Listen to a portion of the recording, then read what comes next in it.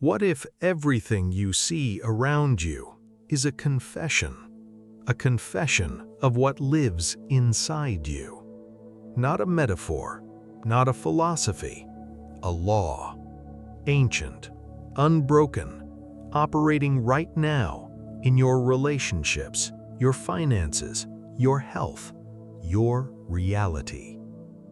The Hermetic masters called it the Law of Correspondence. 7 words that shatter the illusion of coincidence forever. As above, so below. As within, so without. The Emerald Tablet, written, some say, before recorded history, attributed to Hermes Trismegistus, the thrice great. A figure so ancient, so revered, that civilizations built entire spiritual traditions around his teachings. And from that tablet came a single principle that has outlasted every empire, every dynasty, every age.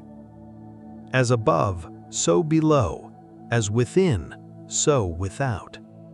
As the universe, so the soul. But what does it actually mean? Not in a dusty philosophical sense, in a lived, breathing, right now sense. Here is the truth the ancient masters understood. Your inner world and your outer world are not 2 separate things. They are mirrors. The universe above you, the cosmos, operates in patterns. Galaxies spiral, planets orbit in rhythm. Everything above moves in harmony, in correspondence, in divine order. And now look below. A nautilus shell spirals in the exact same pattern as the Milky Way. The branches of a tree mirror the branching of your lungs. A river delta from the sky looks identical to the veins in your hand. The same intelligence, the same pattern, above and below. And here is where this becomes deeply personal. Because the law of correspondence doesn't stop at nature, it reaches into your life. Your relationships mirror your relationship with yourself. Your finances reflect your inner beliefs about worth. The chaos in your environment echoes the chaos in your mind. The peace in your home reflects the peace, or lack of it, in your soul. Nothing outside of you is random. Everything is a correspondence. Everything is a mirror. Imagine 2 people who walk into the same room, same people, same circumstances. One sees danger, judgment, tension. The other sees opportunity, warmth, possibility. Who changed the room? Neither. The room is the same.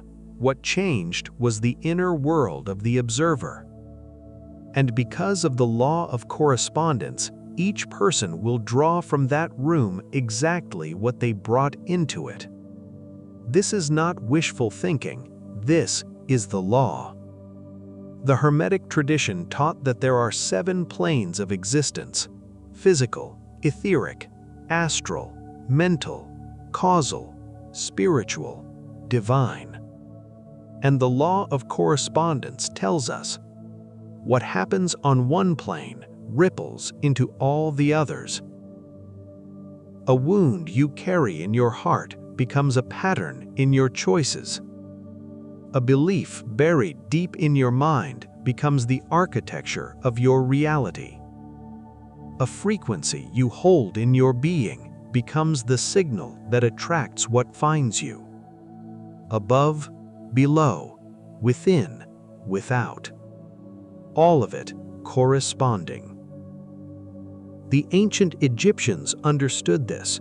The pyramids were not just monuments, they were declarations, physical correspondence between the human realm below and the celestial realm above. As above, so below. They were building into the earth what already existed in the heavens.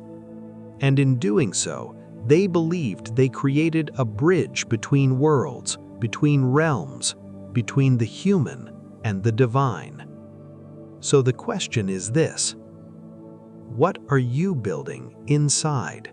Because whatever it is already being built outside. The law does not wait, it does not pause, it does not take a day off. Every single moment, your inner world is being projected outward. Your fears, your faith, your wounds, your wonder. All of it becoming reality. So what do you do with this? You begin where all transformation begins, inside.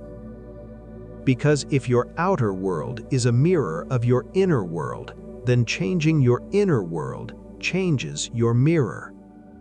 You don't have to fight the reflection, you shift the source. This is what the great teachers, sages, and mystics of every tradition pointed to. Buddha called it the liberation of mind. Christ said, "The kingdom of heaven is within you." The Sufi poets spoke of the beloved as a force living inside the seeker. They were all pointing to the same truth. The change you are looking for in your world begins in the world no one else can see, your inner world. When you shift from fear to trust inside yourself, watch what happens to the people around you. When you move from scarcity to abundance in your mind, watch what begins to arrive in your life. When you heal the wound that has kept you contracted, watch how reality begins to expand around you. This is not magic. This is correspondence. This is the law. You are not a passive observer of your reality. You are its author. Not because you control everything that happens to you, but because the frequency you embody selects what becomes your experience. Change the within. Watch the without respond. This is the ancient secret, hidden in plain sight, written on an emerald tablet, echoed in every mystical tradition on earth, waiting for you to remember it. The law of correspondence is not asking you to be perfect, it is asking you to be awake.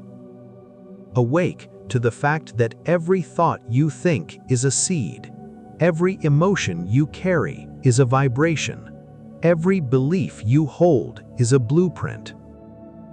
And the universe, faithful, precise, unwavering, is always building outward what you have established within.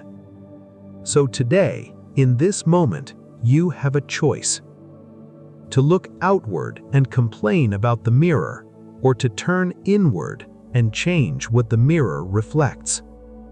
As above, so below. As within, so without. You were never powerless. You were just looking in the wrong direction. If this resonated with you, if something stirred, let that be the beginning, not the end.